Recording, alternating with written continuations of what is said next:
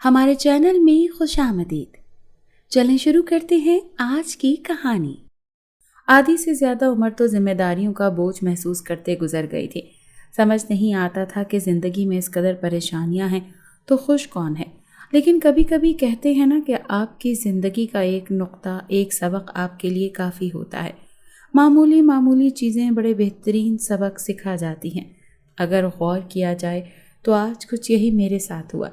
چائے چھان کے بھرتے ہوئے ذہن اس چھننے والی جالی پر مرکوز ہوا کہ ہم چائے جیسی معمولی چیز کو بھی چھان کے بھرتے ہیں تاکہ پتی یا کچرا نہ آ جائے، تو ہم اپنے اتنے قیمتی دماغ کے لیے یہ فارمولہ استعمال کیوں نہیں کرتے؟ بغیر چھانے ہر قسم کی بات اور گند دماغ میں کیوں داخل ہونے دیتے ہیں اور اپنا اور دوسروں کا ذہنی سکون برباد کرتے ہیں؟ اور خیالات کی اس پراگندگی کے نقصانات جسمانی صحت پر بھی اثر انداز ہوتے ہیں۔ ذہنی نظام مفلوج ہوتا ہے تو جسمانی نظام بھی درہم برہم ہو جاتا ہے۔ لہٰذا ایک فلٹر دل و دماغ پر بھی قائم رکھیں جہاں سے صحیح اور کارآمد بات اندر جائے، وہی برآمد ہو۔ اضافی کچرا باہر پھینک دیا کریں ورنہ آپ کو ڈپریشن کی دلدل میں دھنسا دے گا۔ یہ وہ نسخہ ہے جس سے آپ کی زندگی بھی پرسکون رہے گی اور دوسروں کی بھی۔ اس کے علاوہ ورزش اور مکمل بھرپور نیند میں دماغی صحت کے لیے ضروری ہے۔ صحت مند ذہن اور دماغ عموماً پرسکون ہوتے ہیں۔ ذہنی سکون مطمئن زندگی کی اولین شرط ہے اور اس سے رشتوں کا حسن بھی برقرار رکھنے میں مدد ملتی ہے۔ دنیا میں اگر کسی چیز کو پہلی فرصت میں رکھنا ضروری ہے تو وہ آپ کا ذہنی سکون ہے۔ باقی سب چیزیں تو عارضی ہیں۔ میں نے اپنی زندگی میں لوگوں کے تانوں کو بہت سا کچرا اپنے دماغ میں بھر رکھا تھا جو نہ صرف مجھے آگے بڑھنے سے روک رہا تھا بلکہ مجھے ہمیشہ ناخوش کر دیتا تھا۔ لوگوں کی سوچ کے بارے میں نہ سوچنا، یہی میری زندگی میں خوش رہنے کا فارمولہ تھا۔ ارے بھائی، میں اپنے آغاز کرتا چلوں۔ آج گھر میں بڑی خوشی کا دن تھا۔ ایک تو 7 سال بعد منت و مرادوں سے بیٹا پیدا ہوا تھا۔ اماں بڑا خوش تھیں۔ آخر کو میری پیدائش سے ان کا سسرال قائم رہا تھا۔ ان کا بھرم اور عزت بڑھ گئی تھی اور وہ کبھی بھی اپنے سسرال میں اپنے بیٹے کا نام لے کر کچھ بھی منوا سکتی تھی۔ مجھ سے بڑی 2 بہنیں اور بھی تھیں۔ انہوں نے بیٹا ہی مانگا تھا کیونکہ ہر کوئی بیٹوں کو ہی چاہتا ہے۔ پھر مرد ہونا ہر دکھ، غم اور سختی سے محفوظ ہونے کا نام ہے اس معاشرے میں جہاں صرف عورت کو ہی سزا ملتی ہے۔ میری 2 بہنیں شاید میری آمد پر بہت خوش تھیں کہ بھائی آیا ہے، ان کا محافظ۔ یوں میری آنکھیں ابھی ٹھیک سے دنیا میں کھلی بھی نہیں تھی۔ سب کی امیدیں مجھ سے وابستہ ہو گئی تھیں اور امیدوں پر پورا اترنا بھی بھاری ذمہ داری ہوتا ہے۔ ارے میرا پیارا بیٹا راج دلارا، دادی کی آنکھوں کا تارا، چھوٹے سے گلگوتھنے کو گود میں لیے خوشی سے نہال دادی بار بار اسے چوم رہی تھی، جبکہ دونوں بہنیں بھی قطار بنائے کھڑی تھیں کہ دادی چھوڑیں تو چھوٹے گڈے کو انہیں بھی اٹھانے کا موقع ملے۔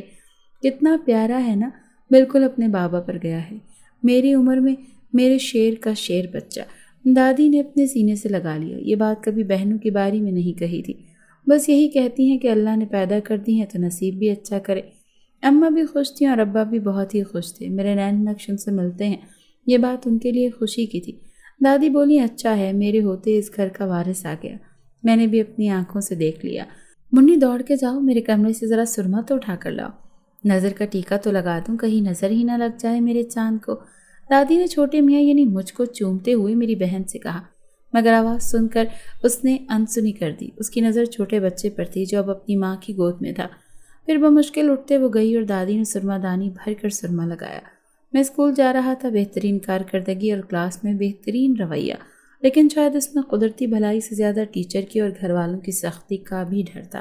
شاید اسی وجہ سے کہ اگر وہ نہ پڑھا تو اسے سائیکلوں کی مرمت کے کام پر بھیج دیا جائے گا۔ خاص طور پر اس بات کو مد نظر رکھتے ہوئے اس کا اپنا باپ بھی ایک میکینک کا کام ہی کر رہا تھا۔ اسکول اور گھر دونوں ہی خوف فضا سے بھرپور تھے۔ کئی جماعتوں تک صرف اسے سبق یاد رکھنے کا ہنر سکھایا گیا۔ سمجھنے کا اس معاشرے میں رواج بہت پہلے ہی ختم ہو چکا تھا، لیکن دھیرے دھیرے چھوٹی کلاسوں میں ہی ایسے دوست بنا لیے جو پڑھائی کے بجائے کھیل کود کو ہی ترجیح دیتے تھے۔ میں بھی ان کے ساتھ مل کر ان جیسا ہونے لگا۔ پہل کے حالات تو کچھ اور تھے۔ مجھے فالتو بولنے کی اجازت نہیں تھی۔ مجھے اپنے والدین کا بھرم قائم رکھنا تھا جو کہ شاید بہترین تربیت کا ایوارڈ حاصل کرنا چاہتے تھے۔ اس کی خلاف ورزی کی صورت میں شدید سزا میری منتظر تھی۔ وہ ہر بار مجھے کہہ دیتے کہ تم یہ کرو گے، وہ کرو گے۔ میں نے کہیں بغاوت بھی کی تو مجھے اس خود اعتمادی کے ساتھ بولنا نہیں آیا کہ میری بات سنی جاتی یا میری بات پر توجہ دی جاتی۔ پھر میں نے خاموش رہنا سیکھ لیا تھا۔ دوست یار کہتے تجھے تو پھر والوں نے پالتو کتا سمجھ کے رکھا ہے۔ میں ان کی باتوں سے حیران ہوتا تھا۔ وقت کے ساتھ ساتھ بغاوت جاگنے لگی۔ چھوٹی چھوٹی باتوں پر جو سختیاں ہوتی رہتی تھی اس کی مجھے عادت ہو چکی تھی اور ان کا اثر آہستہ آہستہ ختم ہونے لگا تھا۔ ابا مزدوری کرتے تھے اور بہت محنت سے کما کر لاتے تھے۔ ایک وجہ یہ تھی کہ زندگی میں اتنا عرصہ محنت مشقت کا کام کر کے ان کی ہڈیوں کا اب سرما بن چکا تھا۔ سب سے پہلے تو یہ کہ پاکستان کی بیشتر آبادی کی طرح میرا تعلق بھی ایک مڈل کلاس فیملی سے تھا۔ میرے ابو جانی نے ہمیں ہر وہ سہولت میسر کی اور کوشش کی کہ جس سے ہماری زندگی میں آسانی اور آسائشیں آتی تھیں۔ میں اپنے والدین کا اکلوتا اور سب سے چھوٹا بیٹا ہوں اور لاڈ میں بگڑا ہوا بھی ہوں۔ انہوں نے شروع سے ہی مجھے کہا کہ اب میرے بعد تم ہی ہو اس گھر کو چلانے والے۔ جب تم بڑے ہو جاؤ گے تو میں بھی آرام کروں گا۔ مجھے ہر چیز بنا ہاتھ پیر ہلائے ملی اور باہر کی دنیا کی ذرا بھی ہوا لگنے نہ دی گئی۔ عموماً یہ بیٹیوں کے بارے میں کہا جاتا ہے، مگر میں اپنے لیے اسے استعمال کروں تو غلط نہیں ہوگا کہ میرے والدین نے مجھے پھولوں کی طرح رکھا۔ وہ سمجھتے تھے کہ باہر نکلوں گا تو خراب ہو جاؤں گا، ان کے فیصلوں سے بغاوت کروں گا۔ جیسے میں نے تھوڑی بغاوت شروع کی، انہوں نے فیصلہ کیا کہ اسکول سے مدرسے لگوا دیا جائے۔ دینی ماحول میں رہے گا تو ماں باپ کا ادب کرے گا۔ مجھے قرآن مجید حفظ کرنے کے لیے مدرسے میں بھیجا گیا، جہاں میں نے اپنی ہر درمی کے باعث ایک طویل عرصہ اس مقصد کی تکمیل میں لگا دیا، مگر آخر کار اپنے والدین کی یہ خواہش پوری کی۔ اب اسکول میں دوبارہ داخلہ لینا تھا، جس کے لیے بڑی تگ و دو کرنی پڑی تھی۔ بہنوں نے بھی سبق پڑھایا تھا کہ میرا اچھے اسکول میں داخلہ ہو جائے، لیکن اتنے عرصے سے پڑھائی چھوڑ رکھی تھی، اسی لیے یہ سب میرے لیے مشکل ہو رہا تھا۔ لیکن ابا کی سفارش اور بہنوں کی محنت سے کچھ نہ کچھ بیڑا پار ہو ہی گیا تھا۔ خیر، 8ویں جماعت کے طالب علم کی حیثیت سے اسکول میں دوبارہ تعلیم کے حصول کے لیے بیٹھ گیا۔ پڑھائی میں دھیان نہیں ہوتا تھا، مگر ذہن تھا، تو تھوڑا پڑھ کر بھی 8ویں 9ویں اور 10ویں میں فرسٹ ڈویژن لے لی۔ اماں نے تو فخر سے پورے محلے میں بتایا کہ ہمارے بیٹے نے A1 گریڈ لیا ہے اور اوپر سے حفظ بھی کیا ہے۔ انہیں بہت ناز تھا کہ ان کا بیٹا بہت قابل ہے اور مستقبل میں ضرور کچھ بڑا کرے گا۔ یہ تو خواب ہر ماں کا ہی ہوتا ہے کہ وہ اپنے بیٹے کو ہمیشہ سب سے اوپر ہی دیکھتی ہے اور اسے لگتا ہے کہ اس کا بیٹا ہی سب سے زیادہ ذہین اور خوبصورت ہے۔ میری ماں کے بھی یہی خواب تھے۔ 10ویں کے پیپرز دینے سے قبل سوچ رکھا تھا کہ امتحان دے کر چھٹیوں میں ایک عرصہ نانی کے گھر گزاروں گا، اتنے دن اس خالہ کے، اتنے دن اس خالہ کے، اور اپنی پسندیدہ انگریزی کو صحیح سے بولنا سیکھوں گا۔ اور بھی بہت سے منصوبے بنائے تھے جو کہ صرف منصوبوں کی حد تک ہی رہے، کیونکہ میرے ابو جانی کو آہستہ آہستہ اور تھوڑا تھوڑا کر کے شدید قسم کا کاروباری نقصان ہو چکا تھا اور اس کو سنبھالنے کی کوششوں میں ابو جانی تھکنے لگے تھے، اب چڑچڑائی ہونے لگے تھے۔ وہ گھر آ کر بھی چھوٹی چھوٹی بات پر لڑ جاتے اور بہنیں زیادہ ان کے سامنے جانے سے کترانے لگتی، کیونکہ گھر کے حالات بھی اب بگڑ رہے تھے اور وہ پہلے جیسے پیسے نہیں رہتے۔ اماں نے بھی گھر کے خرچے کم کر دیے تھے، بلکہ کفایت شعاری تو پہلے بھی تھی، اب تو کنجوسی شروع ہو گئی تھی۔ مگر مجھے کسی نے اپنی عیاشی ختم کرنے کا نہیں کہا، اور اب مجھے خود سے شرمندگی ہونے لگی تھی کہ ایک ہی تو بیٹا ہے، باپ کا بازو بننے کا وقت ہو گیا تھا، تو اب یہ کاہلی ختم کرنی پڑے گی۔ میری پرورش شروع سے ہی ایسی کی گئی تھی کہ میں بہت احساس کرنے والا تھا۔ اس وجہ سے میں نے سوچا کہ اب میں اپنے ابو کا خیال رکھوں گا۔ اپنے تمام تر منصوبوں کو ردی کی ٹوکری میں ڈال کر کھڑا ہو گیا۔ سوچا کہ ابھی میں اپنے والدین کو مکمل سپورٹ نہیں کر سکتا، مگر کم از کم اس قابل تو ہو جاؤں گا کہ خود کا خرچہ اٹھا سکوں اور مجھے ان سے کچھ مانگنے کی ضرورت نہ ہو۔ اس وقت کچھ سمجھ نہ آیا تو ایک دکان پر سیلز مین کی حیثیت سے کام کیا، جو کہ ایک ناخوشگوار تجربہ ثابت ہوا۔ کیوں، کیسے، وہ ایک الگ کہانی ہے، لیکن اتنا تو سمجھ آ گیا تھا کہ اگر اس دنیا میں کمانا ہے تو یہ سب کچھ اتنا آسان نہیں ہے۔ یہ نہیں کہ پلیٹ میں رکھ کر مل جائے گا۔ آج تک تو صرف میں نے عیاشی کی تھی، اب سمجھ آنے لگا تھا کہ کمائی کس چیز کا نام ہے، اور جو خواب میری ماں نے مجھے دکھا رکھے تھے وہ سارے زمیں بوس ہو گئے تھے، کیونکہ اب میں نے حقیقت کی دنیا میں قدم رکھ دیا تھا، جہاں مجھے نہ تو افسری کی نوکری ملی تھی اور نہ ہی لوگ میرے آگے پیچھے گھوم رہے تھے۔ اب کالجز میں داخلے کھل گئے تھے اور میں نے ایک گورنمنٹ کالج میں ICS یعنی کہ کمپیوٹر سائنس کی تعلیم حاصل کرنے کے لیے داخلہ لیا، کیونکہ 10ویں پاس سے تو کوئی اچھی نوکری ملنے سے رہی، جہاں جاؤ وہ یہی کہتے کہ مزید تعلیم حاصل کرو۔ اسی لیے میں بہت مایوس ہو گیا تھا اور مزید تعلیم حاصل کرنے کا سوچا۔ اس دوران ابا کا کاروبار مکمل طرح سے تباہ ہو چکا۔ گھر کے قریب ایک کریانہ اسٹور کھولا، مگر یہاں بھی ناکامی ہوئی۔ بس خدا کی جب آزمائش ہو تو یوں بھی ہوتا ہے۔ ابو جانی کو اسی ہول سیل کی دکان پر میں واپس جا کر سیلز مین کی حیثیت سے کام کرنا پڑا، جس کے وہ مالکوں میں سے ہیں۔ ان سب کے چلتے بہت ذہنی تناؤ کا شکار ہوا۔ میں ان حالات سے کبھی نہیں گزرا تھا، اس وجہ سے جلد ہی گھبرا گیا۔ بہنیں بھی گلی محلے کے بچوں کو ٹیوشن دیتی تھیں، لیکن ہم کوئی بڑے طبقے کے لوگ نہ تھے اور نہ ہی ہمارے ارد گرد بسنے والے لوگ بہت امیر تھے، اسی لیے ٹیوشن سے آنے والے خرچے سے صرف ایک وقت کی دال روٹی ہو سکتی تھی، 2 وقت کا کھانا باقی کہاں سے آتا۔ تعلیم کو 2-4 گالیاں نکال کر نوکری تلاش کرنے میں جٹ گیا۔ کئی انٹرویوز دیے، اکثر میں کامیاب بھی رہا، مگر صرف ایک چیز پر آ کر میں رہ جاتا، اور وہ یہ کہ میری تعلیم کو ناکافی کہا جاتا۔ وہ کہتے ہیں کہ ہمارے پاس آپ سے زیادہ پڑھے لکھے لوگ بھی آ رہے ہیں، اسی لیے پہلے ان کو ترجیح دی جائے گی، اور میں منہ دیکھتا رہ جاتا۔ اگر مجھ میں اتنی قابلیت تھی تو کیا ایک کاغذ کا ٹکڑا میرے پاس کم تھا؟ اس وجہ سے مجھے نوکری نہیں مل رہی تھی۔ کال سینٹرز، آفیسز، اخباری دفاتر، حتیٰ کہ ایکٹنگ میں بھی، جس میں سلیکٹ بھی کر لیا گیا، مگر ایک کانٹریکٹ سائن کرنا تھا کہ جس کے مطابق اگلے 11 ماہ تک جب بھی مجھے شوٹنگ کے لیے بلایا جاتا اور جتنی ان کی مرضی دیر بھی بعد چھٹی ملتی تھی۔ قسمت میں کافی بار میرے در پر دستک دی، لیکن ہمیشہ کوئی نہ کوئی وجہ بن جاتی کہ میں قسمت سے منہ موڑ لیتا اور اس اپرچونٹی کو گنوا دیتا۔ اس کانٹریکٹ سے امی جانی کا مسئلہ تھا تو ان سے بھی چھوڑنا پڑا۔ اس سب کے چلتے مجھے کالج سے فون آ گیا کہ فرسٹ ایئر کے پیپرز ہونے والے ہیں، تو آ کر اپنے رول نمبر سلپ لے جاؤ۔ کیسے پیپرز؟ جب کچھ پڑھا ہی نہیں تھا، مگر امی جانی کے بھیجا اصرار پر سلپ لے آیا اور امتحان دے دیے۔ متوقع طور پر فزکس اور ریاضی میں سپلی آ گئی، پھر سیکنڈ ایئر میں بھی یہی ہوا، یعنی سب مضامین میں پاس، مگر فزکس اور ریاضی میں پھر سپلی۔ ان 2 سالوں میں زندگی کے ساتھ ساتھ کئی اپنوں کے ناقابل برداشت چہرے بھی سامنے آنے لگے۔ گرمیوں کی چھٹیاں ہوتی تو ہمارا گھر مہمانوں سے بھر جاتا تھا۔ خاندان کے دور دراز کے رشتہ دار بھی ہمارے گھر آنا پسند کرتے تھے، لیکن جب سے حالات خراب ہوئے تھے انہیں لگنے لگا تھا کہ کہیں ہم ان سے پیسے ہی نہ مانگ لیں یا ان کا سہارا ہی نہ مانگ لیں، تو انہوں نے آنا ہی چھوڑ دیا، یہاں تک کہ اپنے سگے ماموں چچا بھی منہ موڑ چکے تھے۔ اب سمجھ آنے لگا تھا کہ اصل زندگی ہے کس چڑیا کا نام۔ اس جانب دیکھوں تو میرے والدین، جو کہ چند دنوں میں اچھے خاصے لاغر اور ہارتے ہوئے دکھائی دیتے تھے، مگر چہرے پر ایک مصنوعی چمک تھی، وہ اکثر کہتے تھے کہ ابھی تو بہت کچھ کرنا تھا، ابھی تجھے پڑھانا تھا، لیکن اتنے جلدی یہ سب ہو گیا، اور سمجھ بھی نہ آئی کہ کب کیسے کاروبار سارا بند ہو گیا، اور ان کی طبیعت اسی ٹینشن کی وجہ سے خراب رہنے لگی تھی۔ وہ ہر وقت چارپائی پکڑے لیٹے رہتے تھے اور یہی کہتے رہتے تھے کہ ابھی تو 2 بیٹیوں کا بوجھ بھی سر پر ہے۔ میں نے انہیں کہا کہ آپ اس سب ٹینشن سے نکلیں گے تو ہی صحت یاب ہوں گے، پہلے آپ کی صحت ہے، باقی سب چیزیں بعد میں آتی جاتی رہیں گی، جس کی حقیقت سے میں اچھے سے واقف تھا، اور یہ چمک میری آنکھوں کو چیر دیتی تھی۔ پھر پہلو میں دیکھوں تو میری معصوم بہنیں، جن کے نام پر میرے ابو اور مجھے تانوں سے نوازا جاتا تھا کہ 2 بیٹیاں ہیں، ان کا بہت خرچہ ہوگا، کیسے کرو گے؟ یہ تو بوجھ ہیں تم پر، ان کا جلدی کر دو بیاہ، اور بھی بہت کچھ ہے۔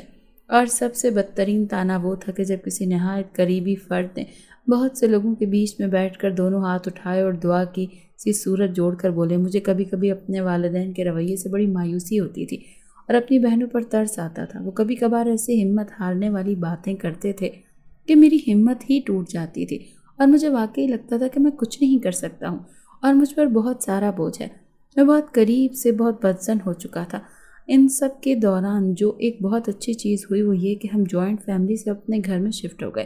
گھر چھوٹا ضرور تھا مگر اپنا، الحمدللہ، حالانکہ پہلے بھی کسی کا ہمارے معاملات میں عمل دخل نہیں تھا، لیکن باتیں کرنے والی 1000 باتیں کر ہی جاتے ہیں، اور مجھے تو شروع سے ہی باقی رشتہ داروں کے ساتھ رہنا ایک گھر میں اچھا نہیں لگتا تھا۔ وہاں آ کر میرے ماں باپ کو ایسے مشورے دے کر جاتے تھے جیسے وہ گھر چلا رہے ہوں۔ میں کچھ دیر کے لیے ایک فوڈ کمپنی میں بطور آرڈر ٹیکر کام کرتا رہا، مگر اسے بھی چھوڑنا پڑا۔ پھر ایک آؤٹ باؤنڈ کال سینٹر میں نوکری مل گئی، جہاں مجھے امریکہ میں کال کر کے انگریزوں سے بات کرنی ہوتی تھی اور انہیں مختلف کانٹریکٹس بیچنے ہوتے تھے، یا سیکیورٹی کمپنی کے نمائندے کے طور پر بات کرنی ہوتی تھی، اور ان تمام سیکیورٹی انتظامات جیسے فائر الارم، سیکیورٹی کیمرے وغیرہ کا پیکج سمجھانا ہوتا، اور اگر کسٹمر کا وہ پیکج اچھا لگتا تو اس کا آرڈر امریکہ میں موجود اصل کمپنی تک پہنچا دیا جاتا، اور اس کے نمائندے طے کردہ وقت پر اس کے گھر جا کر سب سیکیورٹی فیچرز انسٹال کر دیتے، جس کا ہمیں کمیشن ملتا تھا۔ یہ آفس گزشتہ تمام نوکریوں سے اچھا تھا، چونکہ ہمیں بیرون ملک بات کرنی ہوتی تو جب ہمارے یہاں رات ہوتی تو وہاں دن ہوتا، یعنی ہمیں رات کو کام کرنا پڑتا تھا۔ رات 9 سے صبح 4-5 بجے تک کی ڈیوٹی ہوتی تھی، ہفتہ اور اتوار کی چھٹی۔ پھر وہاں بہت صاف ستھرا اور پرسکون ماحول تھا، باس بھی اچھی شخصیت کے مالک تھے، مگر اسے چھوڑنے کی جو وجہ بنی وہ یہ کہ 1 ماہ وہاں کام کیا مگر تنخواہ نہیں ملی، دوسرا ماہ بھی ختم ہو گیا مگر تنخواہ کے نام پر بس 2-4 دن یا اگلے ہفتے کے وعدے ملتے۔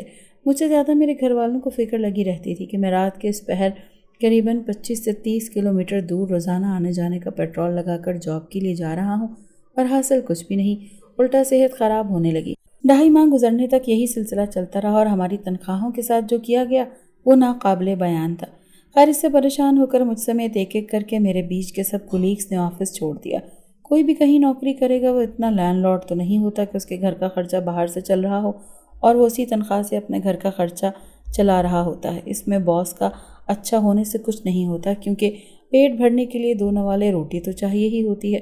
वो कब तक ज़बान के अच्छे रवैये की वजह से वहाँ टिके रहते, और बॉस को भी चाहिए था कि वो मज़दूरों का पसीना खुश्क होने से पहले उनकी मजदूरी दे दे। इस वजह से वहाँ रफ्ता रफ्ता उनके आला अखलाक के बावजूद भी सब छोड़ते जा रहे थे। और वैसे भी आला अखलाक का ऐसा उन्हें वर्कर से काम था, तो उनको अपना रवैया नरम रखना ही था। अब मैं दूसरी जॉब के लिए हाथ पैर मारने लगा और इंटरव्यू के लिए वक्त भी ले लिया, मगर वालिदैन ने सख्ती से मना कर दिया कि नहीं जाना कोई इंटरव्यू देने, खामोशी से घर रहो। पिछले खसारे का मुझसे ज़्यादा उन्हें दुख हुआ और मुझे ये चीज़ ज़्यादा दुख ही कर रही थी। मैंने कहा, आप लोग मुझ पर एतबार कर तो देखें। मैंने आप लोगों से कुछ अरसे का वक्त मांगा है। मैं आप लोगों की हर जिम्मेदारी अपने सर ले लूँगा और बहनों को भी अच्छे से रुखसत कर दूँगा। अभी जल्दबाजी में उनके नसीब ना बिगाड़ दीजिएगा। सारी ज़िंदगी का मामला है, वो सारी ज़िंदगी यही तो सुनती आई हैं कि वो आप लोगों के सर पर बोझ हैं। अब उनका भाई ज़िंदा है और वो उनको अच्छी जगह रुखसत करेगा।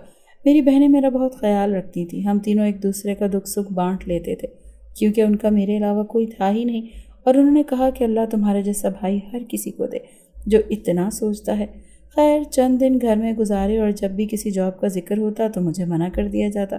वालिदैन ने ख्वाहिश जाहिर की, वो चाहते थे कि मैं जॉब के बजाय कोई छोटा मोटा अपना काम कर लूँ। अब मैं सोचने लगा कि इसके लिए तो खासी इन्वेस्टमेंट चाहिए होगी और कोई तजर्बा भी नहीं मेरे पास, और कहीं पैसे ही ना डुबो दूँ। अभी तक रिश्तेदारों को बहुत सी बातें करने का मौका मिल चुका था और वो मुझे एक नकम्मा और काहिल इंसान कहने लगे सारी ज़िंदगी इसको अय्याशियों पर रखा, अब भला ये कमा कर खिलाएगा, इसको तो कमाना ही नहीं आता और इसी वजह से ये एक नौकरी पर टिक भी नहीं पाता। उनको असल हकीकत कैसे बता सकता था। और अब जब कारोबार का कहा गया तो मुझे मज़ीद परेशानी ने आन घेरा। मैंने अपने अजीज़ दोस्तों से मशवरा करना शुरू किया तो उन्होंने कहा कि कारोबार एक अच्छा मामला है, लेकिन वही डर था कि कहीं पैसा डूब गया तो वालिदैन को क्या मुंह दिखाऊंगा। वो बेचारे तो अपनी आखिरी जमा पूंजी मुझे दे देंगे, और अगर वो जमा पूंजी डूब गई तो मैं ना आगे का रहूँगा और ना पीछे का। अब यही सोच दिन रात मुझे घेरे हुए थी कि मुझे आखिर क्या फ़ैसला करना चाहिए। मैंने साफ साफ घर वालों से बात करने का सोचा कि ये ना हो कि कल को वो सारा इल्ज़ाम मुझ पर लगा दें कि तुम्हें हमें पहले ही बता देना चाहिए था जब तुम ये काम नहीं कर सकते थे। तो अक्सर ब्राउन फैमिलीज़ में यही तो होता है। ये ख़दशा घर वालों के सामने ज़ाहिर किया तो उन्होंने कहा, कोई छोटा सेटअप शुरू करो, तजर्बा ले लो, हमें कौन सा तुम्हारे पैसे चाहिए और जैसे तुम चाहते हो इंडिपेंडेंट भी हो जाओगे। अबू जानी ने घर के करीब बाज़ार में एक दुकानदार से बात की और उसके आगे स्टॉल लगवा दिया, जहाँ मेरे पास हर साइज़ और किस्म की चूड़ियाँ, खाहो कांच की हों, इंडियन हों, चाइनीज़ हों, प्लास्टिक की हों, रोल गोल्ड या फैंसी वगैरह सब रखवा दी। पहले ये काम करके बड़ी शर्म आती थी और दोस्त यार भी कुछ हंसकर गुजर जाते और मोहल्ले की औरतें आकर जानबूझकर कहती थी, तुम वही हो ना जिसने A1 ग्रेड लिया था, तुम वही शफीक साहब के बेटे हो ना। मैं मुस्कुरा देता, इसके अलावा मैं कर भी क्या सकता था। ये बात मेरे दिल पर सुई की तरह चुभती थी, लेकिन मेरे अब्बा ने कहा कि आज ये वक्त इनके हक़ में है और कल जब ये वक्त तुम्हारे हक़ में होगा तो तुम पैसे वाले हो जाओगे, तो वो खुद ही जानबूझकर तुम्हारी तरफ जी हुजूरी करेंगी और यही वक्त का सबसे बड़ा सबक है और तुम भी इस मुशक्क़त को याद रखोगे। अब इस स्टॉल को लगे करीबन 4 से 5 माह हो चुके थे और सबसे बड़ी बात ये थी कि इस स्टॉल की बदौलत मुझे घर वालों से कुछ मांगना नहीं पड़ता था, बल्कि मैं अलग से कुछ पैसे जमा कर रहा था जो कि मैं एक साथ अम्मा को देना चाहता था, वो बहनों का फ़र्ज़ अदा कर सकें। और मैं सोच भी रहा था कि कहीं अच्छा रिश्ता देखकर उनका रिश्ता कर दिया जाए। वो मुझसे बड़ी थी और अब शादी के काबिल भी थी। सामान सारा ख़त्म हो चुका था। मज़ीद सामान लेने में कराची गया। वापसी पर वालिदैन और बहनों के लिए तोहफ़े भी लिए। अम्मी जानी के लिए जो शॉल ली थी हर बार चूम कर पहनती थी कि मेरे बेटे की कमाई से आई है। मुझे बहुत खुशी हुई थी कि मेरे कारोबार में कामयाब हो गया था और मैं डूबा नहीं था, मुझे तैरना आ गया था। और मेरे वालिद कहने लगे कि देखा, कहा था ना कि तुम तैरना सीख जाओगे। अब मेरे अंदर से डर ख़त्म हो गया और मुझे खुद पर भरोसा होने लगा था कि मैं ये सब कुछ कर लूँगा। और मेरे वालिदैन भी मुझसे खुश हो गए थे और वो मेरी तारीफ़ें करने लगे थे और जो ख़ानदान वाले बातें बना रहे थे वो मुझे तरक्की करता देखकर हमारे घर वापस ताल्लुकात जोड़ रहे थे। लेकिन हमें मज़ीद ऐसा नहीं चाहता था। मैं ऐसे लालची लोगों में दोबारा रिश्ता जोड़ना नहीं चाहता था, इसीलिए मैं अपनी बहनों का रिश्ता बाहर देखने का सोचा और एक भरोसेमंद रिश्ते वाली को पैसे भी दिए ताकि वो अच्छी जगह रिश्ता करवा सके और यूं कुछ लोग मेरी बहनों کو دیکھنے کے لیے آئے۔ میں چاہتا تھا کہ دونوں ایک ہی گھر میں چلے جائیں تاکہ ایک دوسرے کا سہارا رہے۔ وہ دونوں تو تھی بھی بہت معصوم، تو لڑنا جھگڑنا بھی نہیں آتا تھا، اور کہیں الگ الگ گئیں تو ایک بوکھلائی ہی نہ جائے۔ اسی وجہ سے میں نے ایک جگہ ان کا رشتہ دیکھا۔ اماں ابا کو بھی وہ لوگ بہت پسند آئے۔ وہ 2 بار ہمارے گھر ہو کر گئے اور 2 بار ہم ہی ان کے گھر گئے۔ دونوں طرف سے معاملات ٹھیک تھے۔ محلے سے پتہ کروایا تو بہت ہی شریف اور لوگ تھے، اور لوگ تعریف کر رہے تھے، اور یوں دونوں طرفہ بات چیت کر کے اس کے بعد رشتہ طے ہو گیا۔ جیسے جیسے شادی کے دن قریب آ رہے تھے، میری بازاروں کی دوڑ مزید لگتی جا رہی تھی۔ میں صبح کام پر جاتا تھا اور جیسے ہی شام کو آتا تو بہنیں اماں تیار بیٹھی ہوتی کہ ان کو بازار سے یہ چیز لانی ہے، کیونکہ جیسے جیسے دن قریب آ رہے تھے ویسے ویسے کام بھی بڑھتے جا رہے تھے اور تیاریاں بھی بڑھتی جا رہی تھیں۔ اب ابا بھی ان کے ساتھ جاتے تھے۔ جہاں بہت خوش تھے کہ میری بہنوں کا فرض ادا ہو رہا ہے، وہیں تھوڑا اداس بھی تھا، کیونکہ ان کے جانے سے رونق بھی تو چلی جاتی۔ ٹھیک ہے، تو کہتے ہیں کہ بیٹیوں سے رونق ہوتی ہے، اور لوگ الگ ہوتے ہیں جو بیٹیوں کو بوجھ سمجھتے ہیں۔ مجھے تو شروع ہی سے بیٹیاں پسند ہیں، اور پھر وہ دن بھی آ گیا جب چڑیا آنگن سے اڑنے لگی تھی، اور ان کا سارے انتظامات میں نے دیکھے تھے۔ کہیں کسی چیز کی کمی نہیں چھوڑی تھی، اور کوئی ایسی چیز نہ تھی جو ان کو جہیز میں نہ دی ہو۔ جو میں نے منافع کمایا تھا وہ سارا میں لگا چکا تھا، اور مجھے اس پر کوئی شرمندگی یا پچھتاوا نہیں تھا، بلکہ مجھے تو خوشی تھی کہ میں اس قابل ہوا کہ میں یہ سب کر سکا اور اپنے والد کا بوجھ بانٹا۔ ان کی رخصتی کے وقت سب کی آنکھیں پرنم تھیں، اور پھر وہ گھڑی بھی آ گئی کہ وہ بالآخر رخصت ہو کر چلی گئی۔ اماں رونے لگی۔ میں نے کہا اب تو وہ اپنے گھر کی ہو گئی ہیں، آپ کو تو خوش ہونا چاہیے اور انہیں بھی ہمت دینی چاہیے کہ وہ اپنے گھر کو اچھے سے سنبھال سکیں، اور اللہ کا شکر ادا کریں کہ ان کے سسرال والے بہت ہی اچھے تھے۔ وہ اپنے سسرال میں بہت زیادہ خوش تھی۔ ہفتے 2 ہفتے بعد وہ چکر لگاتی رہتی تھی۔ میں بھی ان کی طرف سے مطمئن تھا۔ اماں کو کبھی کچھ فروٹس دے کر، کبھی کچھ چیزیں دے کر بھیجتا رہتا تھا، تاکہ ان کے سسرال والے یہ نہ سمجھیں کہ مائکے والے کنجوس ہیں اور کچھ لے کر ہی نہیں آتے ہیں۔ ان کی ساس بہت اچھی خاتون تھی۔ وہ بہو اور بیٹی میں فرق نہیں رکھتی تھی، اور یہی بات تھی کہ میری بہنیں بھی خوش تھیں، اور ادھر میرے گھر والوں کو میری شادی کا بول چڑھ گیا تھا۔ میں نے کہا کہ ابھی تو میں نے دکان کھولی ہے، میں ساری زندگی اس اسٹال پر لگا رہنا نہیں چاہتا، نہ ہی میں یہ چاہتا ہوں کہ میرے آنے والی نسلیں یہی کام کریں۔ میں اس سے بہتر کام کرنا چاہتا ہوں۔ ابھی مجھے کچھ سال نہیں شادی کرنی، ابھی میں شادی کرنا ہی نہیں چاہتا۔ میرے ابا خاموش ہو گئے، کہنے لگے تیرے لیے ہم اپنی پسند کی بہو دیکھیں گے۔ میں نے کہا جو چاہیں کریں میری بلا سے، میں آپ لوگوں کی پسند کی آڑ میں نہیں آؤں گا، آپ جس سے کہیں گے میں شادی کر لوں گا۔ اور وہ بہت خوش ہو گئے۔ میری اماں کہتی ہیں میں پسند کی بہو لاؤں گی، لیکن نہ جانے آگے میرے نصیب کیسے ہونے والے تھے۔ یہ غلط کہا جاتا ہے کہ صرف نصیب کی دعا بیٹیوں کو دینی چاہیے۔ یہ دعا بیٹوں کے لیے بھی بہت ضروری ہے، کیونکہ کب ان کے نصیب کی کایا پلٹ جائے انہیں خود سمجھ نہیں آتی۔ اور یوں ہی ہونے لگا۔ مزید 2 سال گزر گئے اور میں نے اپنے اسٹال کو ایک اچھی بلی دکان میں تبدیل کر دیا، جس سے لوگ واہ واہ کر اٹھے تھے۔ میری محلے میں بڑی عزت تھی۔ لوگ کہنے لگے محنتی ہو تو اس جیسا، اور میرے ساتھ کے بچے جو پہلے کالجوں میں آوارہ گردی کر رہے تھے اب وہ نوکریاں ڈھونڈنے کے لیے جوتے گھس رہے تھے۔ میرا تو اپنا کاروبار تھا، اور بہنوں کے بچے بھی آتے اور مہینہ مہینہ رہ کر جاتے۔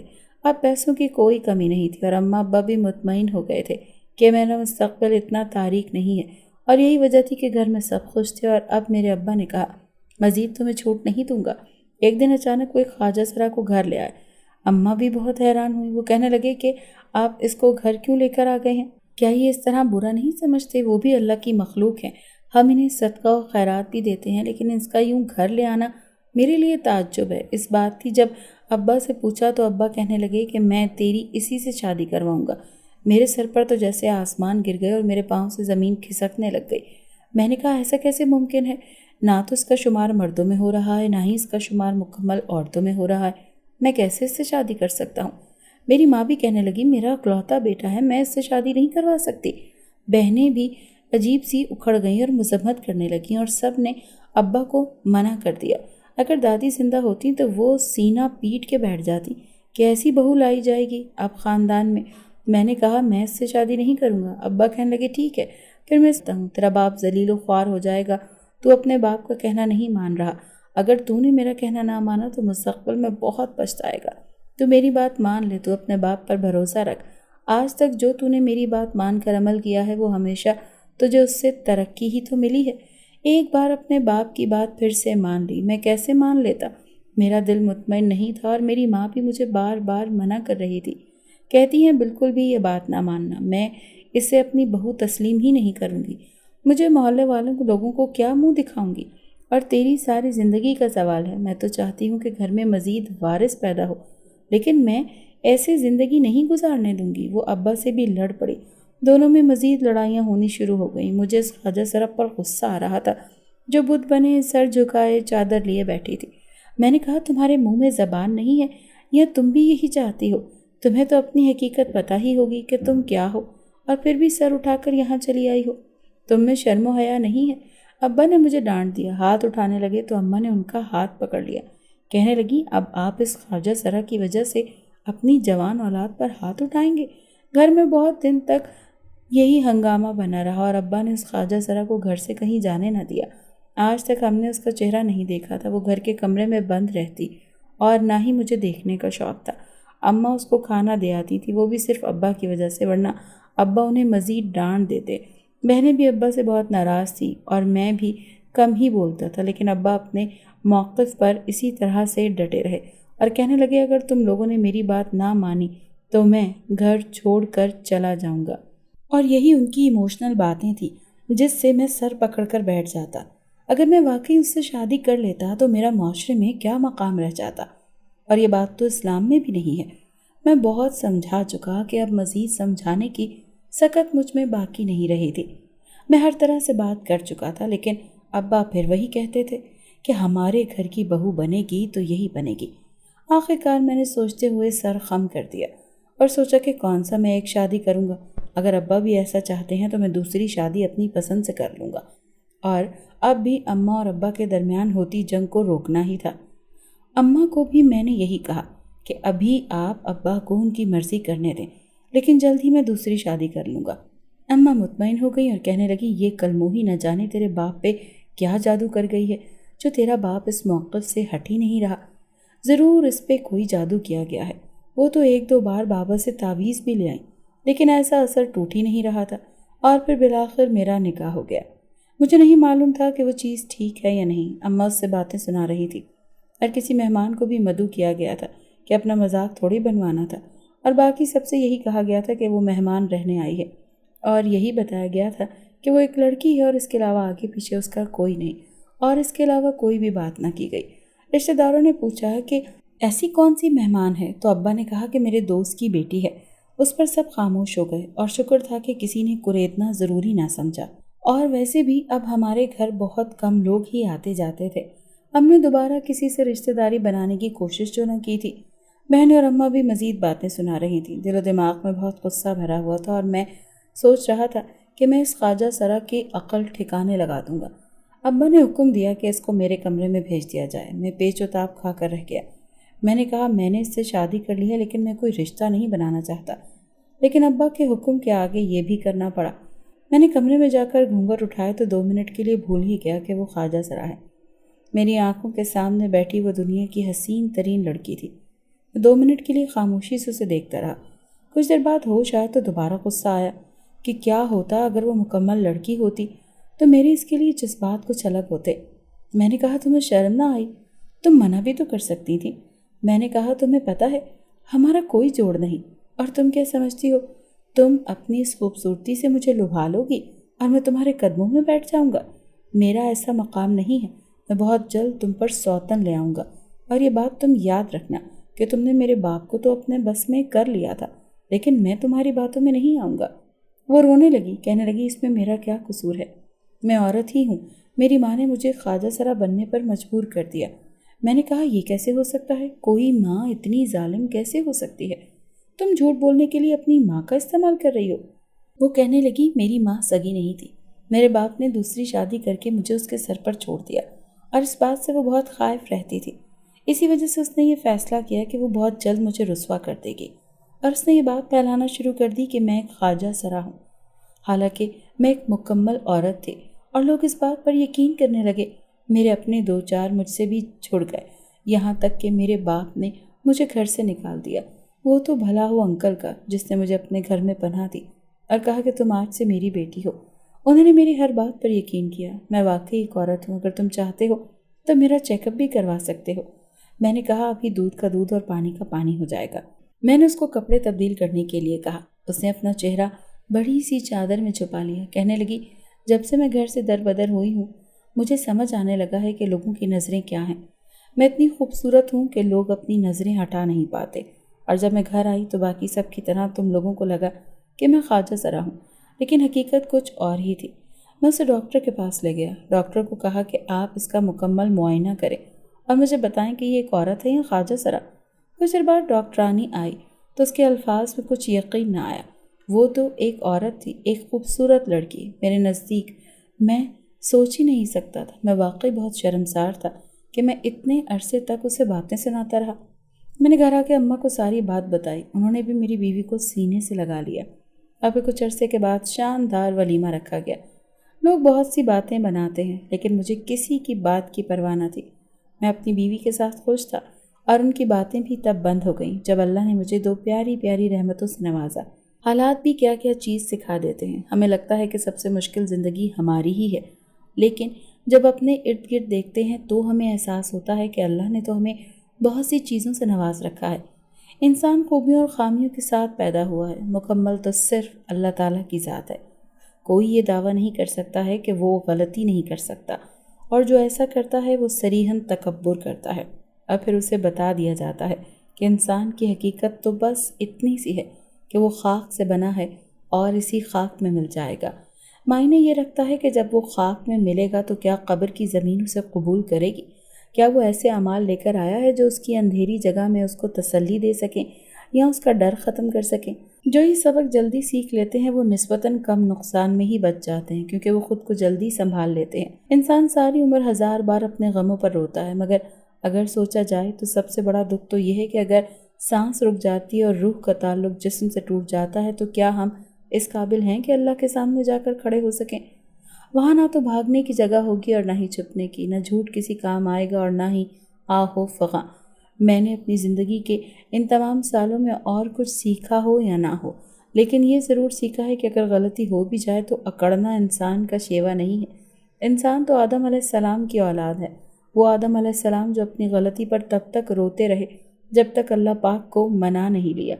ये भी कि बेकदरी करने से रिस्क छिन जाता है। एक वक्त आता है जब कोई अपना नहीं रहता है सिवाय अल्लाह की ज़ात के, और ये भी कि अगर मेरी ज़िंदगी किसी और के काम नहीं आ सकती तो बेकार है। इसकी भी तौफीक सिर्फ अल्लाह पाक देते हैं। फिर इंसान पर है कि वो खुद गर्जी दिखाए या करके दिखाएगा। बेरब्त है ना, कभी कभी ऐसा भी लिख लेना चाहिए।